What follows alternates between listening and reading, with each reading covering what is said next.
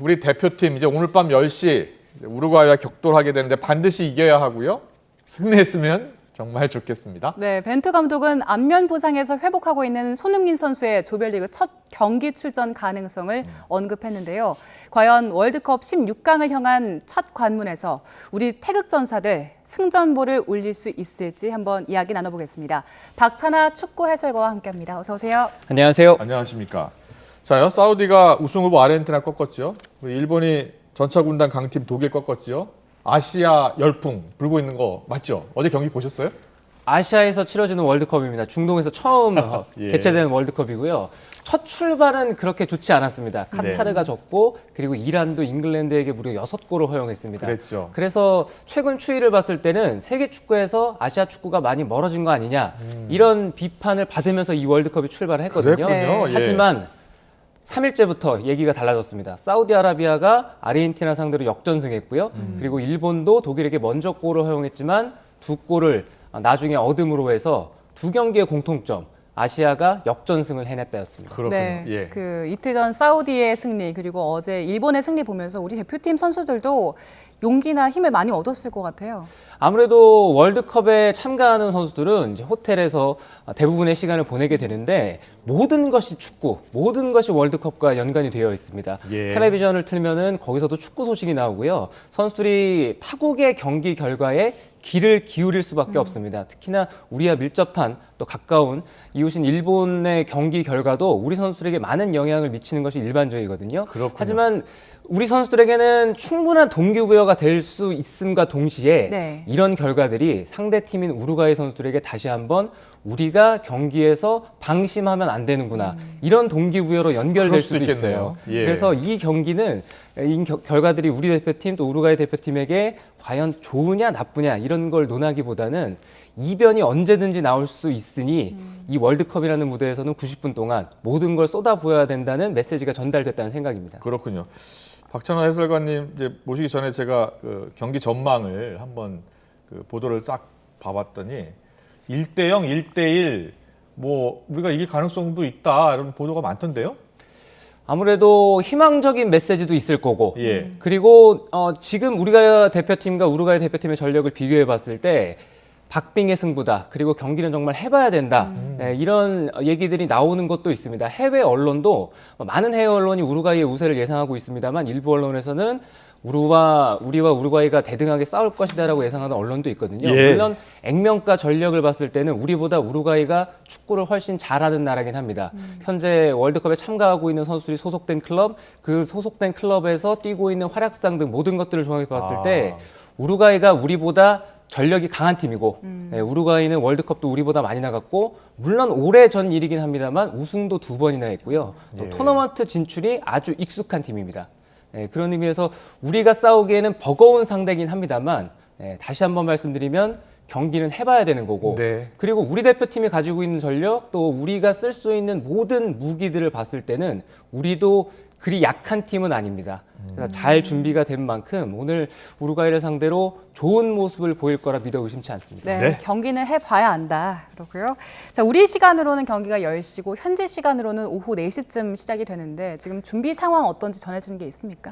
선수들은 어제 마지막 훈련을 했고요. 그리고 우리가 조별리그 3경기를 운 좋게도 같은 경기장에서 치릅니다. 경기장 사전 답사도 가면서 그라운드가 어떻게 되어 있는지 또 잔디 상태가 어떤지 그런 것들을 다 점검을 했습니다. 그래서 오늘 경기에 나서게 될 텐데 현지 시간으로 4시잖아요. 예. 현지가 많이 기온이 좀 내려갔다고는 하지만 여전히 더운 날씨거든요. 그리고 또 습합니다. 그래서 이런 날씨라면은 우리 선수들이 경기하기에는 정말 좋은 환경이에요. 습도가 높은 상태에서는 우리 선수들이 다른 선수들보다는 잘 뛰는 편이거든요. 네. 왜냐하면은 동아시아가 습하잖아요. 하지만 유럽이라든가 또 타국 같은 경우에는 이렇게 습한 날씨를 경험을 많이 안 해봤거든요. 그래서 습한 날씨에 선수들이 체력적으로 소모가 일찍 되죠. 네, 그래서 어제 독일도 일본을 상대로 이제 그런 어떤 체력적인 어려움도 후반에 나타났는데 근데 경기장 안에는 이제 에어컨이 가동이 됩니다. 네. 쿨링 시스템이 가동이 돼서 선수들이 실제로 뛰는 데 있어서는 바깥에서 느끼는 온도, 바깥에서 느끼는 습도보다는 경기장 안은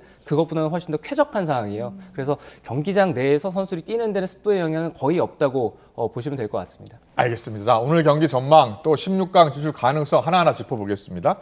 자, 오늘 벤투 감독이 어떤 전략을 갖고 이번 경기에 임할 것 같습니까? 우리 월드컵을 준비하는 과정에서 파울로 벤투 감독을 선임을 하고 4년이라는 시간을 줬던 건 하나의 방식을 가지고 우리 월드컵에서 한번 잘 싸워보자. 이런 의미가 담겨 있습니다.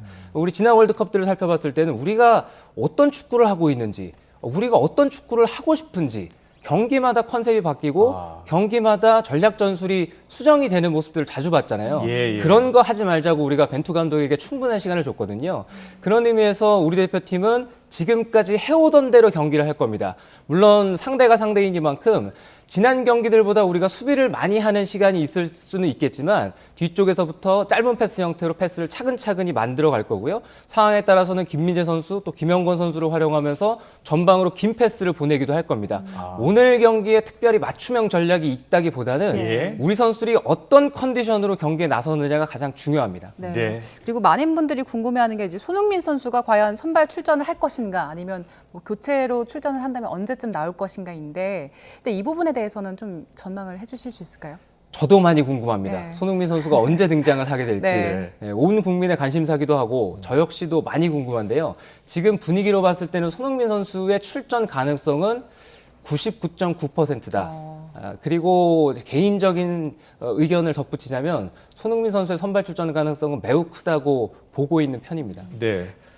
지금 손흥민 선수가 다쳐서 이 마스크를 쓰고 있잖아요. 그래서 사실은 좀 걱정이 되기도 하고요. 그리고 또 많은 선수들이 이제 루틴이라고 하잖아요. 본인이 해놓은 습관이 있기 때문에 제대로 실력을 발휘하지 못할 할 수 없지 않을까 걱정도 되거든요. 어떻게 보세요? 그렇죠. 아무래도 불편한 무언가를 안면에 대고서 경기를 해야 되는 게 손흥민 선수가 훈련을 계속 해오면서 마스크에 대한 적응력을 높여가고 있는데 얼마나 적응이 될지는 봐야 될 것 같아요. 네. 시야에 있어서 분명히 방해를 받을 거고 그리고 손흥민 선수가 이제 안면 부상이라는 큰 부상을 당한 상태에서 회복을 하고 지금 월드컵에 참여를 하고 있는데 심리적으로 위축이 될 가능성이 있거든요. 예. 상대 선수들이 몸싸움을 강하게 걸어온다거나 했을 때 손흥민 선수가 얼마나 위축되지 않고 평소에 하던 대로 실력 발휘를 할 수 있느냐.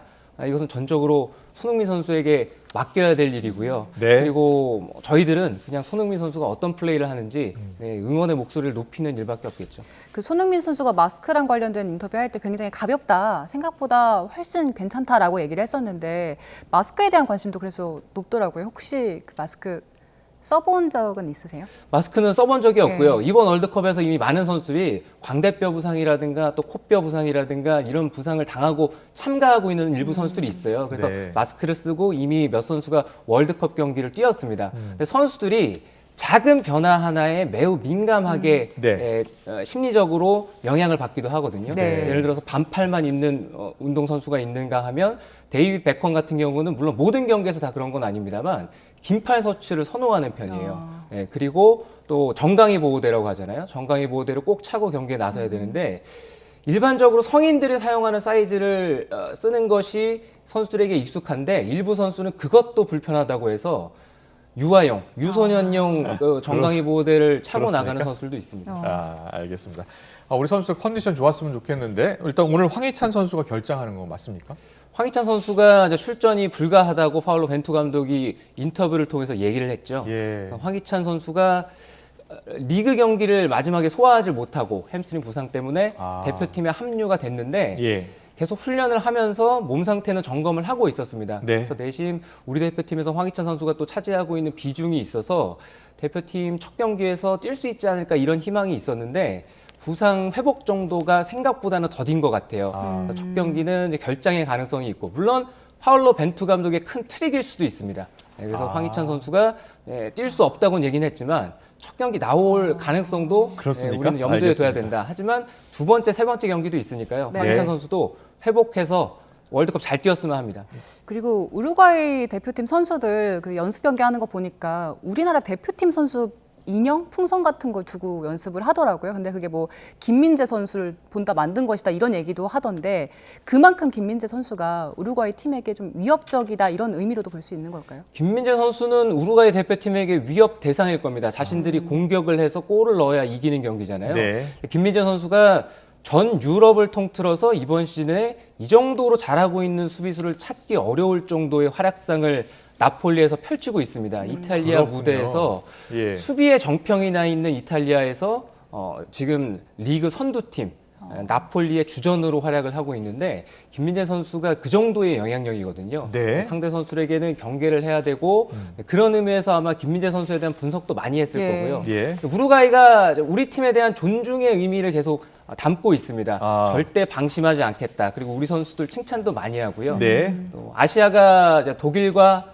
아르헨티나를 잡았잖아요. 네. 사우디아라비아, 이제 일본이 이겼는데 그 경기의 또 공통점 중에 하나는 아르헨티나도 그렇고 독일 대표팀도 그렇고 상대에 대한 존중이 부족하다는 인상을 받았거든요.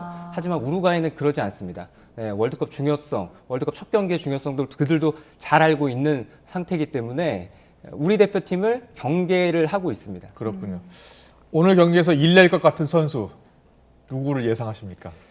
아무래도 월드컵이라는 큰 무대에서는 예. 월드컵을 뛰어봤느냐도 상당히 중요합니다. 그렇군요. 그래서 이재성 선수의 활약도 기대를 하고 있는 편이고요. 예. 우리가 전방에서 또 기회가 났을 때 골 결정력을 살려야 된다는 점에서는 우리 대표팀 주장이자 또 대표팀에서의 출전 여부가 예. 관심이 쏠리고 있는 손흥민 손흥민 선수의 선수. 활약. 예, 선수들 지켜보고 싶습니다. 알겠습니다. 반대로 우리가 경계해야 할 선수 누가 있을까요? 우루과이 선수는 모두를 경계해야 됩니다. 최전방에 나와 있는 선수부터 수비수까지 모두를 경계를 해야 되는데 공략할 틈이 있고요. 네. 그리고 아라우오라는 우루과이도 주전 수비수가 빠질 것이 유력하거든요. 그래서 네. 우리가 왼쪽 공격, 아라우오 선수가 빠지게 될 이제 오른쪽 측면이거든요. 우루과이의 오른쪽이니까 우리의 왼쪽 공격이 될 텐데 그쪽을 두들긴다면 우리도 충분히 승산을 얻을 수 있는 경기라는 예상입니다. 알겠습니다. 우리가 16강에 들어가기 위해서는요. 먼저 우루과이를 이기면 일단 6분 응선을 넘는 것이다. 이런 이야기 많더라고요. 확률이 많이 높아지는 건 사실입니다. 예. 그런데 1승을 한다고 해서 월드컵에서 16강이 보장되느냐? 안타깝게도 그게 아니거든요. 근데 재밌는 것이 언제까지 우리가 항상 경우의 수를 따져야 되느냐 이런 네. 얘기들을 많이 하잖아요. 네. 그런데 조별리그에서 3경기를 치르는 월드컵의 특성상 예. 2승을 해도 경우의 수는 따져야 됩니다. 그렇군요. 3승을 하지 않으면 무조건 경우의 수를 따져야 되고요. 네. 정말 재밌는 것이 우리가 2006년 독일 월드컵 때 승점 4점을 땄습니다. 네. 1승 1무 1패를 했는데 16강을 못 갔어요. 아. 2006년에 승점 4점 이상을 조별리그에서 얻고 16강에 못 간 팀은 우리밖에 없습니다. 네, 그럴 정도로 첫 2경기 잘해야 되는 거 맞고 승점을 많이 얻어야 되는 거 맞는데 경우의 수는 마지막까지 따질 수도 있고 끝까지 최선 다해야 세 되겠네요. 경기를 다 잘 싸워야 됩니다. 알겠습니다. 오늘 저녁 승전보 우리 대표팀 꼭 전해 주실 것이라 믿습니다. 오늘 말씀 잘 들었습니다. 박찬하 해설가와 함께했습니다. 고맙습니다.